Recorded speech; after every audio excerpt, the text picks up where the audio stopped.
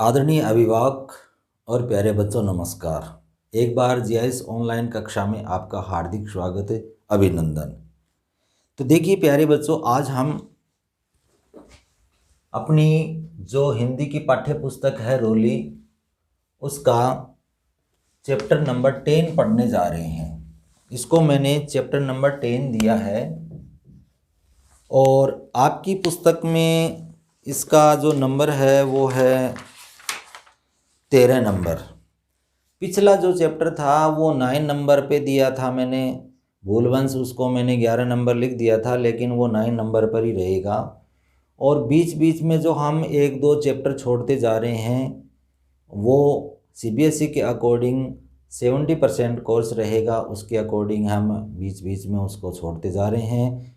और अगर समय रहा तो हमारे पास में उन चैप्टर्स को फिर हम बाद में पढ़ लेंगे। तो ये जो चैप्टर है आपका 10वें नंबर पे रखा है मैंने, और आप भी अपनी नोटबुक में जब इसका वर्क करें, उसके क्वेश्चन आंसर्स करें, तो आप उसको 10 नंबर दीजिए। कुछ बच्चे मेरे से पूछते हैं कि सर आपने ये चैप्टर तो पढ़ाया ही नहीं, इसका नंबर ये 10वें नंबर पे है, ये 12वें नंबर पे है। वो इसका मतलब मेरा वीडियो है वो ढंग से देखते नहीं है। हर वीडियो के प्रारंभ में मैं यही बात बताता हूँ और यही बात मैं क्लियर करता हूँ कि हर बच्चे की बात है वो समझ में आ जाए।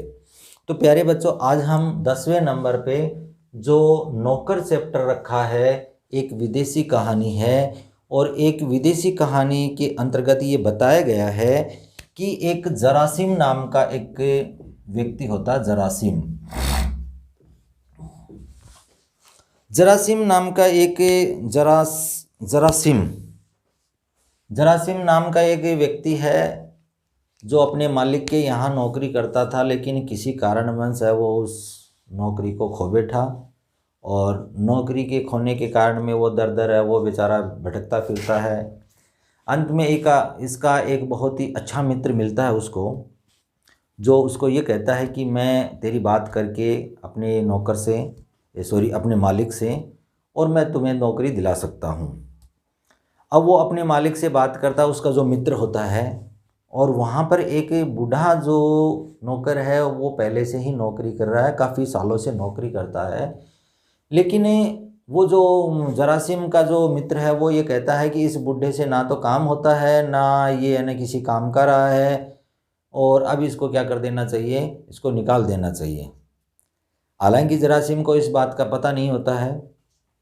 अब जैसे ही उसका जो मालिक है वो उसको पता लगता है कि भाई है ना ये तो गलत है, उसको बहुत बार मना भी करता है वो जरासिम के मित्र को कि भाई है ना अच्छी बात नहीं है, ये बूढ़े हैं काफ़ी सालों से हमारे यहाँ नौकरी कर रहे हैं बेचारे, अगर ये चले जाएंगे तो इनका है ना यहाँ से निकाल दिया जाएगा, तो इनका है ना वो जो परिवार का जो रहना सहना है, जो व्यवस्था है वो बहुत ही बिगड़ जाएगी। लेकिन उनका जो मित्र होता है जरासिम का, वो इतनी मतलब है ना अच्छा, मतलब है ना अपने दोस्त के प्रति व्यवहार के कारण उनको मतलब इतनी इतनी बातों को चापलूसी करके उनको ऐसा भड़का करके अपने उस बूढ़े नौकर की तरफ और उनको निकलवाने की बातें कर देता है।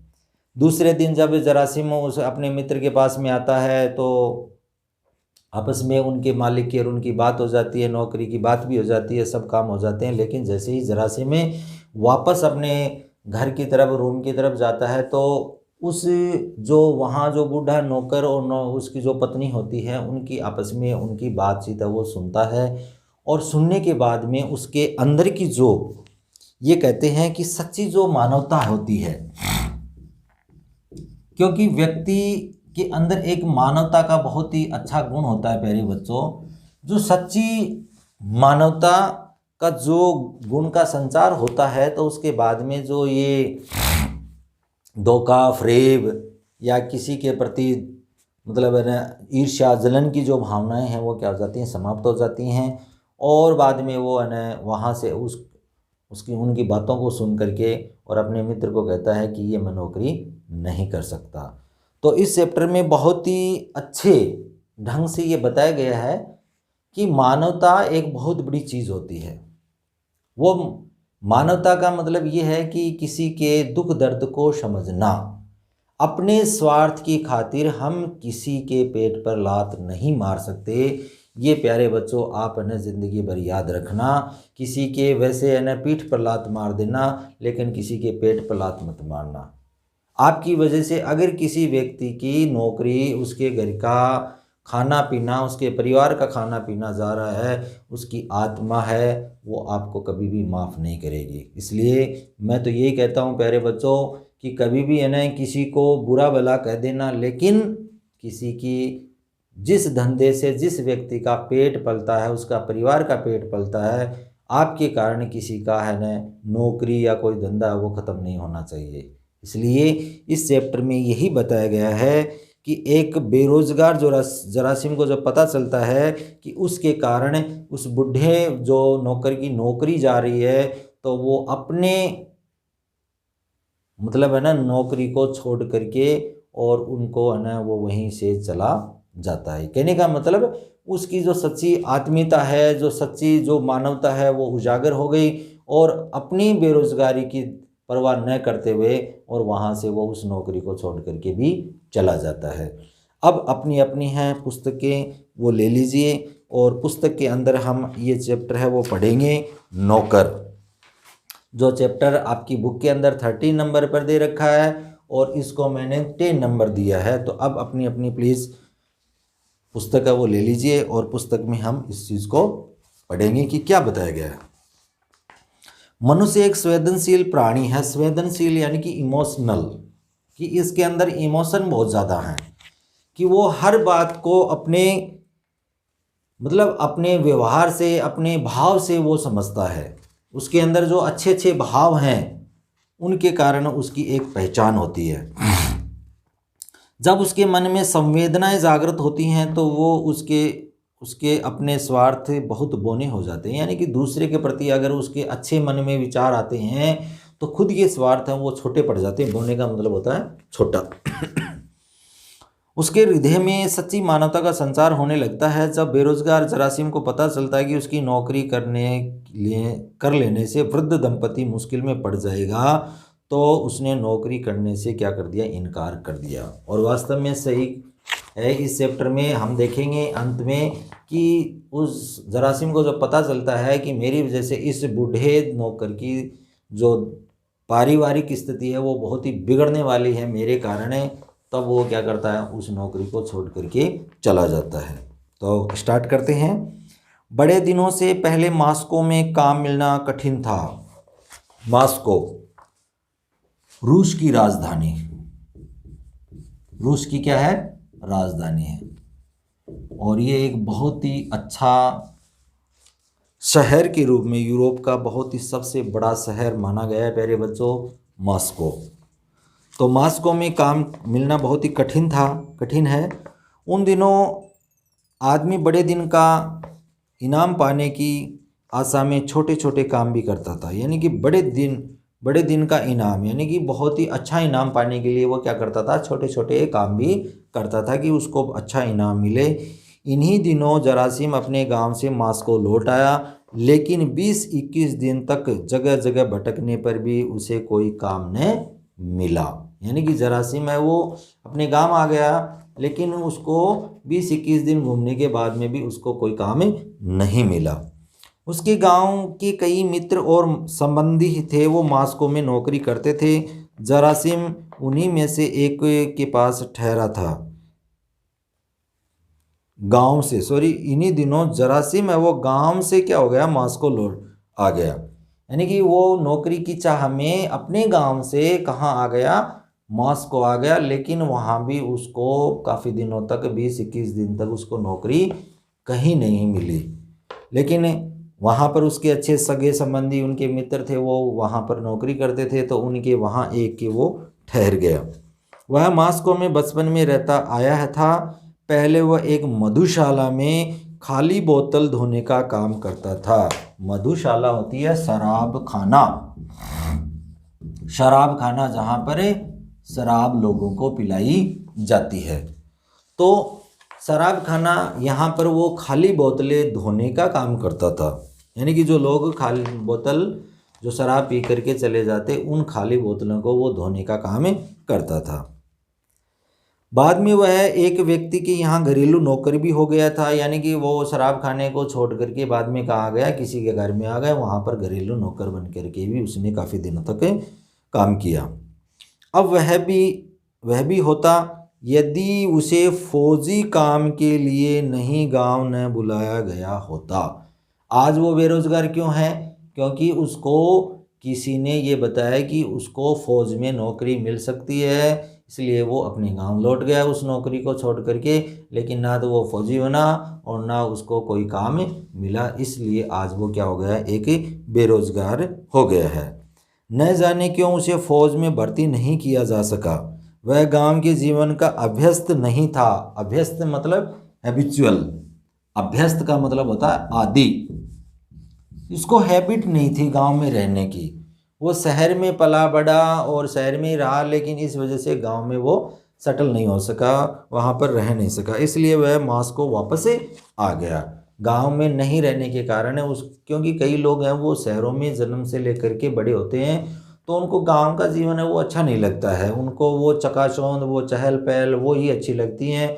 और कई लोगों को गांव के जो जीवन है वो अच्छे लगते हैं, इसलिए वो शहरों में जा कर के रह नहीं सकते, तो वो अपने वापस से गांव की ज़िंदगी को अच्छा मानते हैं।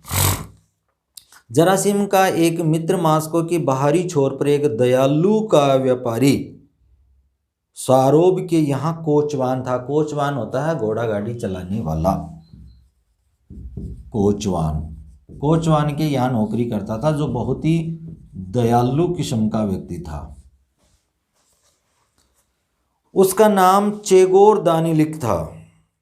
वह जरासीम के ही यहाँ गांव का ही था, यानी कि जरासीम के गांव का ही था, जिसका नाम था चेगोर, यानी कि उसके मित्र का नाम बता रहे हैं